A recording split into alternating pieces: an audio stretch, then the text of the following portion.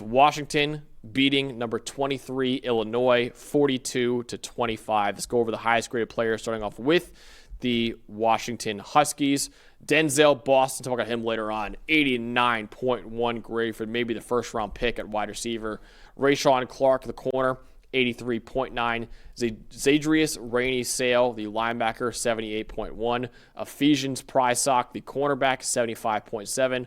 Carver Willis, 71.6, the offensive tackle, and DeMond Williams with a 70.6 grade at quarterback. Let's go over to Illinois with their highest grade players in the loss. Tanner Arkin, the tight end, 74.7. Hank Beatty, the wide receiver, 69.8. J.C. Davis, the offensive tackle, 69.3. Angelo McCullum, the D tackle, 65.2. The other offensive tackle, and Melvin Priestley, 64. And Luke Altmaier, 72.4. Dalton, what told the story in this game? Okay, so life was far, far too easy for DeMond Williams Jr. in this game. And we've talked about in their previous losses, okay, you got to do two things. Number one, make him hand the football off on the read options. And Jonah Coleman's really good. You still have to tackle Jonah Coleman. It's not like that makes it any easier, but you'd rather have him between the tackles and work through that than having DeMond outside in the explosives. And number two, and this is the bigger one, you got to attack outside in with DeMond Williams and keep him in the pocket and pressure him like that, right? That's a great theory, but it doesn't work if you don't get to him. And Illinois never got to him. No sacks in this game. DeMond Williams dropped back 37 times in this game. He was pressured on 4 of them. 4 out of 37, less than 11% pressure rate. Illinois right now, what you're seeing with their defense, and Williams, I mean, you look at him even under pressure, threw 1 pass, a touchdown, and scrambled 3 other times because they just couldn't bring him down. But Illinois right now, what's happened to their defense, a combination of obviously just inconsistency and injury, is that their struggles in coverage, and I believe they're a bottom 15 team in the country in coverage grade. Their struggles in coverage have now handcuffed their pass rush and the way they want to run their defense. You know, we're so used to seeing the 5-man rush and the aggressive cover one, the man coverage, and in the way the aggressive manner that Illinois plays their defense.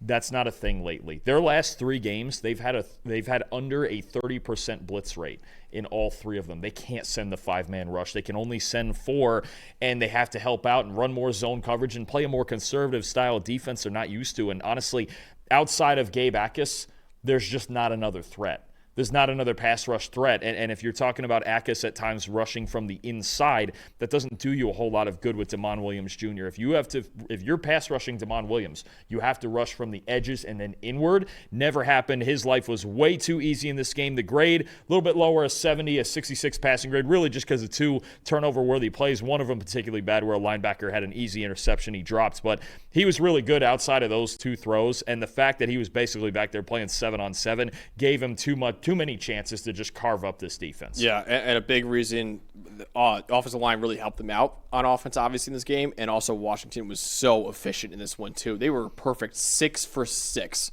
in the red zone. They scored a touchdown on all 6 of their red zone drives, which made up, of course, all 42 of their points in this game. Extremely efficient offense all game for Washington, and obviously a big part of that was the offensive line dominating the way they did.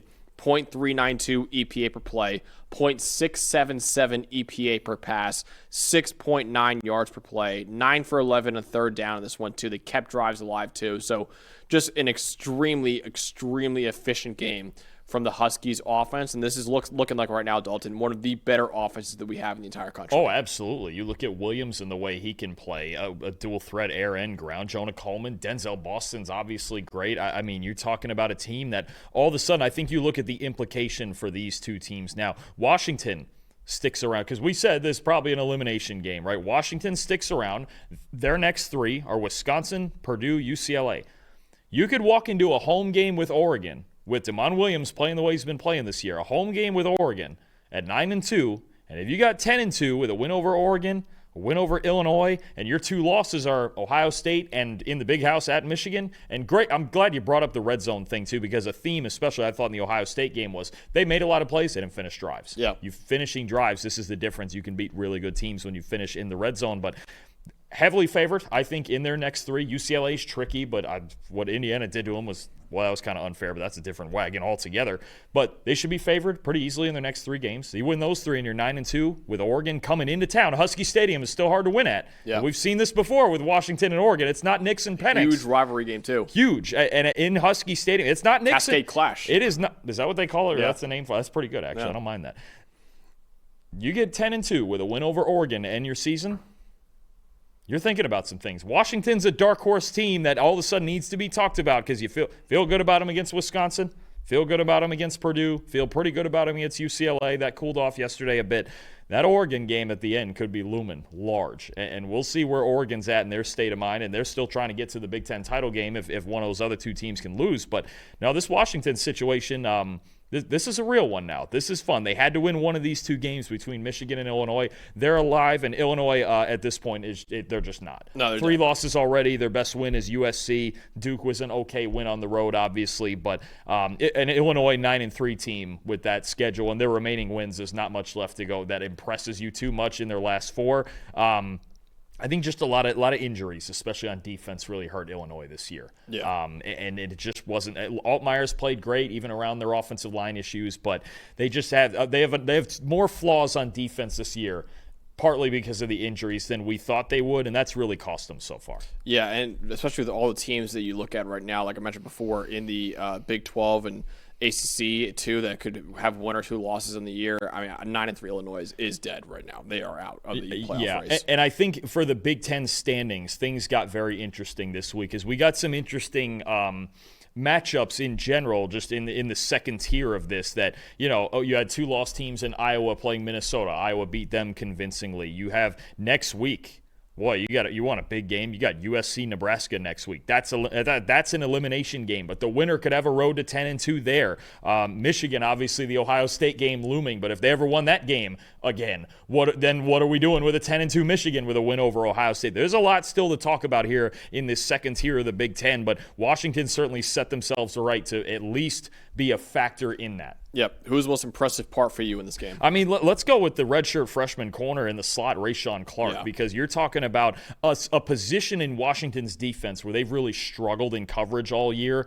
And this, Clark really stepped up in this game. An interception in fourth quarter, a pass breakup, did not allow a catch in this game. Targeted 3 times, did not allow a catch, 87.5 coverage grade. That makes a big difference in their defense. It's a position where they've been struggling all year. This was the highest grade of his career so far. And if he can step up and start stacking good weeks together in the slot for them against some teams they're playing in the next couple weeks that aren't great passing teams, then you talk about, okay, I feel good about this nickel position going into that last Oregon game. But one game at a time. Washington, a huge game, a huge win this week. You got 3 more that you still got to take care of business. At Wisconsin is always tricky with their defense and that environment, but you really like what they're doing on both sides of the ball. We need to give their defense here some credit, too. They make turnovers happen when it matters. The front seven's been good this year, and Rashawn Clark in the slot, that could be a big difference if he gets hot now down the stretch. Yeah, he was the second highest graded player in this one. I'm going to shout out the highest graded player. That is Denzel Boston. He showed exactly why he could be a first-round pick in this upcoming NFL draft. Career high 10 catches for a career high 153 yards and a touchdown. How about this, Dalton? Also threw a 12-yard touchdown pass to Jonah Coleman in this one, too. He forced 3 missed tackles after the catch. He is a matchup nightmare for defenses as an X receiver at 6'4", 209 pounds with the fluidity he has at wide receiver, too.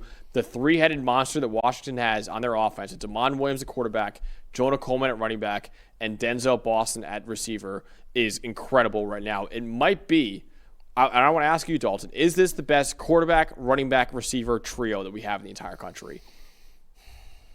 Ohio State, maybe. It's up there. I mean, I like what Bo Jackson's been giving Ohio State. Indiana and just all the guys that they have. When you look at, I mean, if it's Roman Hemby or Kalen Black, they're really good.